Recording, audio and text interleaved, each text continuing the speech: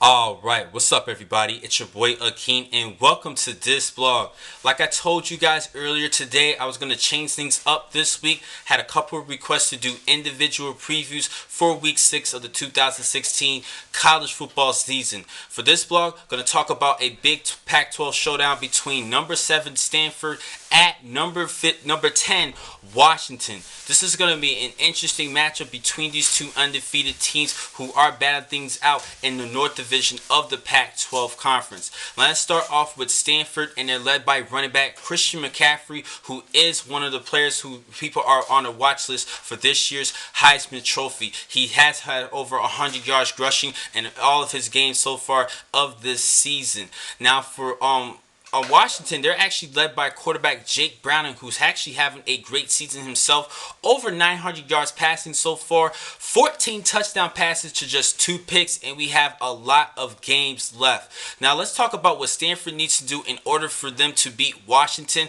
Pretty much just doing what they have been doing, using their muscles, their brains, and discipline defensively. And I think they will do a good job trying to pressure quarterback Jake Browning and try to put more on the pressure on actually a running back in Myles Gaskin, whose actually numbers been dropping so far this season. Last year he averaged 5.7 yards per carry. Now it actually converted to 4.7 yards this season. He's going to be a big X factor for this team, for the Washington Huskies, in order for them to win. Also, they do have to keep an eye out for Chico McClatcher, their top receiver for the Huskies. He has over 22 yards per catch, so he is a home run threat. The secondary is just going to have to probably take a couple steps back and just try to force McClatcher to keep containment of him and not allowing long balls, because this kid is a speedster. And speaking of McClatcher, look out on his YouTube videos. He is a great player coming out of high school, coming out of the state of Washington and staying in state. They just need to do a good job of putting more pressure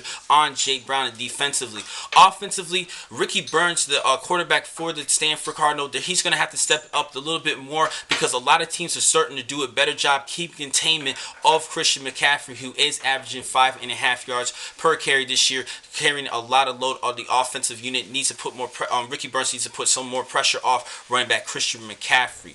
Now for the Washington Huskies, I think one thing I've been noticing between Stanford's game on their defensive end so far this season, that the defensive unit actually does not let offensive units actually finish off drives. This defense is just allowing just a little bit over 11 points per game, which is great, and they had some really good opponents against UCLA, USC, a high heavy team, and even Kansas State, who is a good disciplined team led by Coach Snyder. Now this is going to be a good matchup for this Husky team. They need to do a good job in trying to balance off that offense and just try to actually do a good job throwing the football. But Myles Gaskin, like I said, he is one of the X factors. Needs to do a heavy load running the football. Now for the defensive unit, Vita Vea is going to have to step it up in that defensive line. He does have 2.5 sacks so far in the season, and I think they need a good job trying to put pressure off of on Christian McCaffrey, try to put more pressure on Ricky Barnes,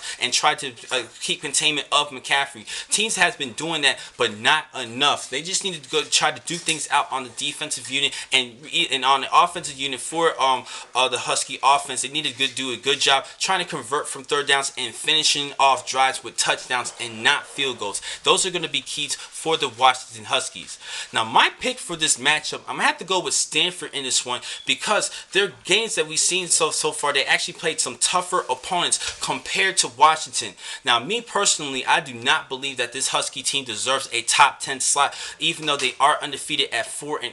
But let's look at the opponents here. They beat Rutgers, which is pretty much nothing in the Big Ten Conference, Idaho, who's no longer in the FBS Conference, and in another big win against Portland State. Come on, it's not really something to brag about. Now yes, they did pull off a victory over on the Arizona Wildcats, but it was a 35-28 victory to a 2-loss Wildcat team. So I'm not really too much in the hype for Washington to be ranked in the top 10 and leaving Tennessee ranked 11th. I think Tennessee, the Volunteers, deserve a top 10 slot, especially with a home victory over a decent Florida team. But we will see. I do hope that Washington can probably turn things around and improve me wrong, but I'm going to have to go with the Stanford Cardinal in this one because this is a tougher, more powerful team overall in my personal opinion, except for the passing attack for Washington. Jake Browning has been shown he has a better arm than Ricky Burns, but we will see. I'm still going to have to go with the Stanford Cardinal in this matchup.